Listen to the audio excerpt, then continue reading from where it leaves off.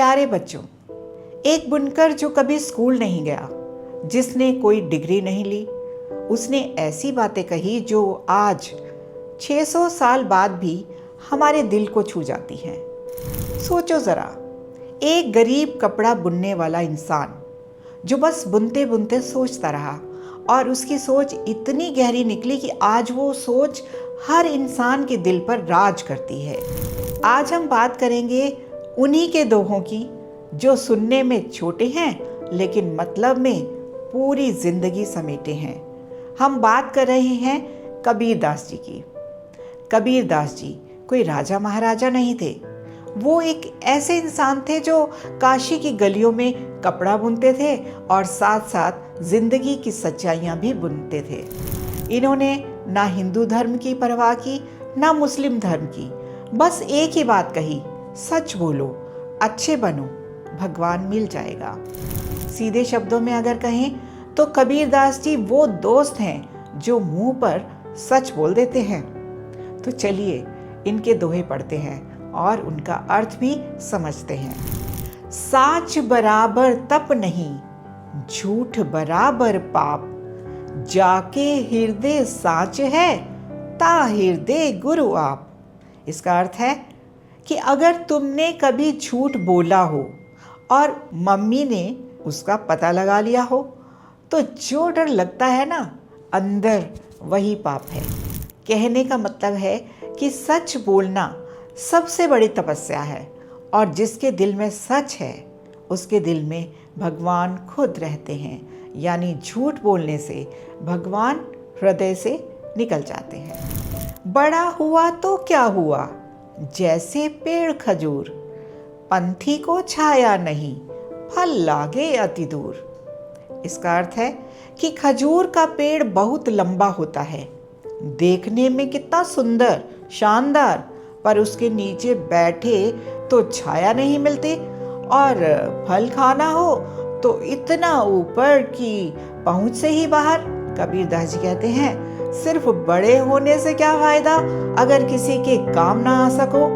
असली बड़प्पन वो है जो दूसरों की मदद करे, जो दूसरों के काम आ सके। गुरु गोबिंद दो खड़े, काके लागू पाए, बलिहारी गुरु आपने, गोविंद दियो बताए।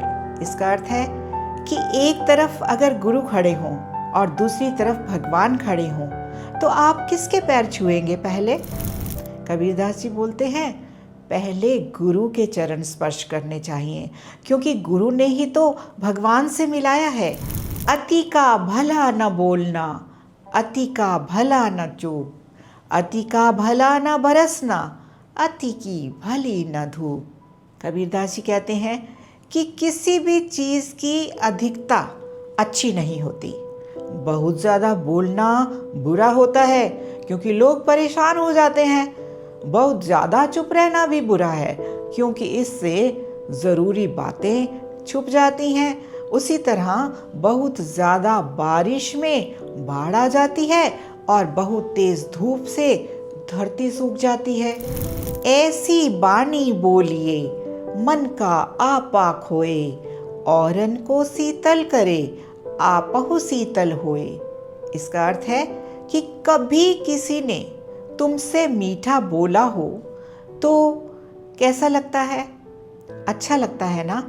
तो कबीरदास जी कहते हैं, ऐसी भाषा बोलो जो दूसरों को ठंडक दे और खुद को भी शांत रखे।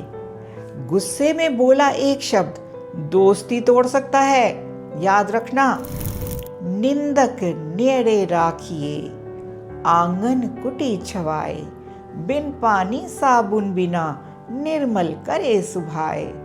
इसका अर्थ है कि जो तुम्हारी बुराई करे उसे दूर मत भगाओ, उसे अपने पास रखो, क्योंकि वो तुम्हारी गलतियां बताएगा तो इससे तुम्हारा सुधार होगा। बिना साबुन पानी के वो तुम्हें साफ कर देगा।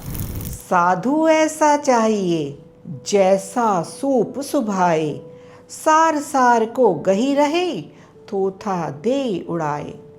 सूप देखा है आपने, जिससे अनाज साफ करते हैं? वो दाना रखता है और भूसा उड़ा देता है।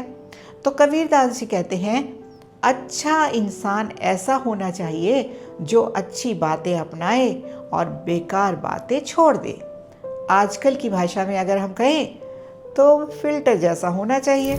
कबीरा मन पंछी भया, भावे तह जाए, जो जैसी संगति करे सो तैसा फल पाए। कबीरदास जी कहते हैं कि मन एक पक्षी की तरह होता है जो जहाँ चाहे उड़ जाता है। अगर हम अच्छे लोगों के साथ रहेंगे तो अच्छे विचार और अच्छे परिणाम मिलेंगे। अगर हम बुरे व्यक्ति के संग में रहेंगे तो हमें बुरे परिणाम ही मिलेंगे। मतलब सबसे ज़रूरी बात, जैसा दोस्त वैसा असर। अच्छे दोस्त रखोगे तो अच्छे बनोगे, बुरे दोस्त रखोगे तो बुरे बनोगे। कबीरदास जी ने सदियों पहले जो कहा वो आज भी उतना ही सच है। सच बोलो, मीठा बोलो, अच्छी संगति रखो, बड़े बनो तो काम के बनो। ये 4 बातें याद रखना, जिंदगी आसान हो जाएगी। कबीर पढ़े लिखे नहीं थे, पर उनकी सोच हम सबसे आगे थी। यही उनकी असली ताकत थी। अगर कबीरदास जी के ये दोहे और इनकी मज़ेदार व्याख्या आपको पसंद आई हो तो अभी इस चैनल को सब्सक्राइब करें, लाइक करें और अपने दोस्तों के साथ शेयर करें, क्योंकि ये ज्ञान सिर्फ आपके लिए नहीं, सबके लिए है। ये था कहानी बाय पूनम ठुकराल चैनल, जहां पढ़ाई होती है मज़े के साथ। आप सभी को ढेर सारी शुभकामनाएं। कबीरदास जी की तरह सच्चाई के रास्ते पर चलते रहें, मीठा बोलते रहें और खूब आगे बढ़ते रहें। मिलते हैं अगली वीडियो में। ढेर सारी शुभकामनाएं।